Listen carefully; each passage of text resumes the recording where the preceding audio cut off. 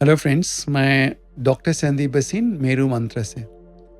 आज हम बात करेंगे ब्रेन न्यूरॉन्स को कैसे ग्रो करें, यानी कि how can we increase the neuroplasticity and increase our neurons as we as.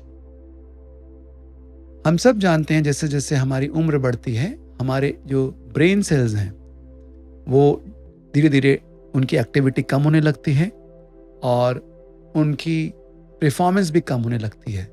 ऐसा माना जाता है कि जब बच्चा पैदा होता है तो उसमें लगभग 100 बिलियन न्यूरॉन्स एक्टिव होते हैं और ये up to 13 years of age बच्चों के अंदर ये न्यूरॉन्स काफ़ी तेजी से बढ़ते हैं, ग्रो करते हैं।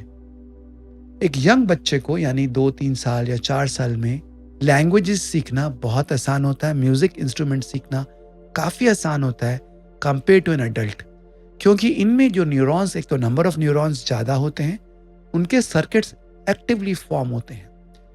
तो ये जो ब्रेन के अंदर एक्टिविटी है जिसके कारण हमारे न्यूरॉन्स अडेप्ट कर पाते हैं, सीख पाते हैं, रीस्ट्रक्चर कर पाते हैं, नए न्यूरॉन्स बन पाते हैं और ब्रेन अपने आप को रिपेयर कर पाता है, इसको बोला जाता है न्यूरोप्लास्टिसिटी। न्यूरोप्लास्टिसिटी कई तरह की हो सकती है, जैसे ये फंक्शनल न्यूरोप्लास्टी हो सकती है, केमिकल न्यूरोप्लास्टी हो सकती है, स्ट्रक्चरल न्यूरोप्लास्टी हो सकती है।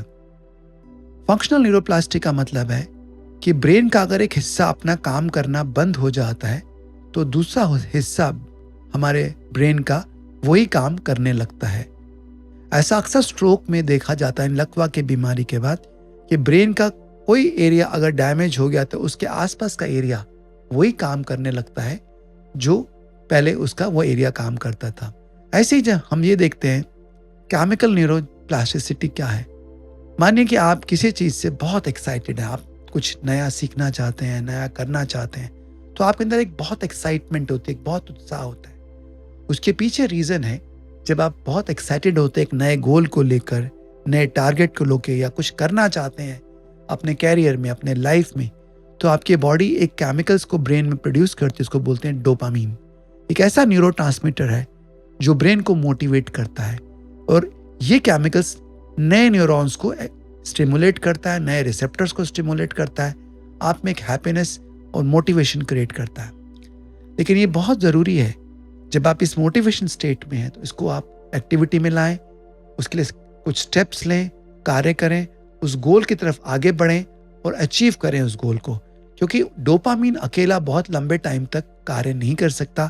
आपको डिटर्मिनेशन के साथ, प्रेसिजन के साथ जब आप आगे बढ़ते हैं, बार बार उस काम को करते हैं, अपनी ताकत के साथ लगे रहते हैं, तो ब्रेन में नए स्ट्रक्चर्स और नए न्यूरॉन्स बनने शुरू हो जाते हैं।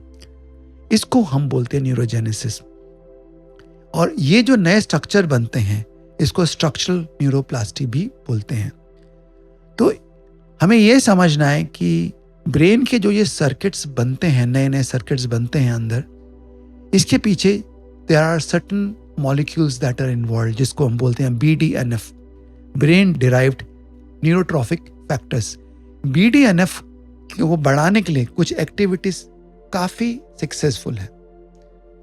जैसे कि ये पाया गया कि जब हम कुछ एक्सरसाइज करते हैं, खास करके एरोबिक एक्सरसाइजेस, तो उससे हमारा BDNF का लेवल बढ़ता है, न्यूरोप्लास्टिसिटी बढ़ती है, नए न्यूरॉन्स का निर्माण होता है। एक स्टडी की गई जिसमें देखा गया कि 3 तरह के एक्सरसाइज हैं। रेजिस्टेंस एक्सरसाइज यानी वजन उठाना, हाई इंटेंसिटी एक्सरसाइज यानी बहुत तेजी से एक्सरसाइज करना, या एरोबिक्स यानी लंबी वॉक या जॉगिंग करना। तो ये देखा गया है कि एरोबिक एक्सरसाइज न्यूरोप्लास्टिसिटी को या नए ब्रेन सेल्स को सबसे ज़्यादा बढ़ाती हैं। न्यूरोप्लास्टिसिटी के ऊपर जो सबसे पहला वैज्ञानिक एक्सपेरिमेंट्स हुए थे वो डॉक्टर फर्नांडो ने किए थे in the bird songs. Bird songs एक तरह के स्मॉल बर्ड हैं जो ह्यूमन की वॉइस में बोल पाते हैं या गाने गा पाते हैं। तो इनके ऊपर डॉक्टर फर्नांडो नोटिबॉम ने कुछ स्टडीज़ किए और उन्होंने पाया कि जब ये बर्ड सॉन्ग्स कोई गाना सीखते हैं या गाना गाते हैं तो उनके ब्रेन के पर्टिकुलर एरियाज एक्टिवेट होते हैं। तो ये समझ में आने लगा कि जब भी हम कोई नई चीज़ करते हैं या नई चीज़ सीखते हैं तो ब्रेन के कुछ स्पेसिफिक एरियाज ज़्यादा एक्टिवेट होते हैं। जो लोग राइट हैंडेड होते हैं उनमें लेफ्ट साइड का ब्रेन जो हैंड को कंट्रोल करता है वो ज़्यादा बड़ा होता है compare to the left side of the brain. Now similarly what they found, जो लोग जैसे टैक्सी ड्राइवर्स हैं उसमें पर्टिकुलर एरिया ऑफ ब्रेन जो स्पेशल मेमोरी के लिए रिस्पॉन्सिबल है वो एरिया ज़्यादा स्ट्रांगली डेवलप्ड होता है. सिंगर्स में, म्यूजिशियंस में जो एरिया हमारी सिंगिंग के लिए है, वॉइस स्पीकिंग के लिए, वो एरिया ज़्यादा डेवलप्ड होते हैं. सो नो दे फाउंड कि जिस चीज़ को हम ज़्यादा इस्तेमाल करते हैं ब्रेन के वो एरियाज ज़्यादा डेवलप होने लगते हैं. जो लोग अपनी मेमोरी और ब्रेन पावर का अधिक इस्तेमाल करते हैं उनका हिप्पोकैम्पस और सब वेंट्रिकुलर एरियाज ज़्यादा एक्टिवेट होने लगते हैं, ज़्यादा बड़े होने लगते हैं. आप ब्रेन स्कैन देखकर कुछ हद तक बता सकते हैं कि ये आदमी अपनी लाइफ में किस चीज़ में अच्छा होगा. और ये भी देखा जाता है कि जैसे हमारी उम्र बढ़ती है, एज बढ़ती है, हमारा पूरा ब्रेन एट्रोफी कर जाता है, सिकुड़ जाता है. इसलिए ब्रेन सेल्स को एक्टिवेट करना बहुत ज़रूरी है, बार बार एक्टिवेट करना इंपॉर्टेंट है. डॉक्टर ब्रैंड कॉर्टराइट ने एक काफ़ी स्टडी करी ऑन न्यूरोजेनेसिस. उन्होंने किताब लिखी न्यूरोजेनेसिस के ऊपर कि डाइट एंड हम एक्सरसाइज एंड लाइफस्टाइल के माध्यम से न्यूरोजेनेसिस को कैसे बढ़ा सकते हैं. तो उसमें कुछ चीज़ें आई, स्पेशली इन अवर डाइट, जिससे हम अपने ब्रेन सेल्स को अधिक एक्टिवेट करते हैं. उसमें पाया गया कि जो हेल्दी फैट्स हैं जैसे ओमेगा 3 फैटी एसिड्स हैं, नट्स हैं, कोकोनट ऑयल है, फिश ऑयल है, एवोकाडोज हैं, नट्स हैं, इनको इस्तेमाल करते हैं तो आपके ब्रेन सेल्स ज़्यादा अच्छे से डेवलप हो सकते हैं. और ये भी पाया गया जिन बच्चों को अगर हम प्रॉपरली ओमेगा 3 फैटी एसिड देते हैं तो उनका ब्रेन का डेवलपमेंट बेटर होता है कंपेयर टू अदर चिल्ड्रन जिनको ओमेगा 3 फैटी एसिड ठीक से नहीं मिलते. ऐसे कुछ सप्लीमेंट्स हैं जो हमारे ब्रेन को एक्टिवेट करने में हेल्पफुल हैं, जैसे टर्मरिक है, हल्दी. इसका इस्तेमाल करने से दे फाउंड ब्रेन सेल्स की न्यूरोजेनेसिस बढ़ती है. देन जिनसेंग है, that they found quite helpful for increasing the brain.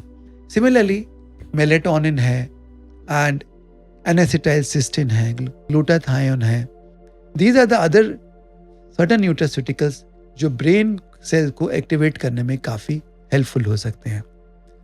एक चीज जो ब्रेन सेल्स को एक्टिवेट करती है, any kind of new learning, either new language, reading, understanding, talking to people, learning new skills, travelling to new places, ये सारे के सारे हमारे ब्रेन सेल्स को एक्टिवेट करता है नए सर्किट्स फॉर्म करने के लिए. So friend, these are the various things जिसको आप अपनी लाइफ में इस्तेमाल कर सकते हैं अपने ब्रेन सेल्स को एक्टिवेट करने के लिए.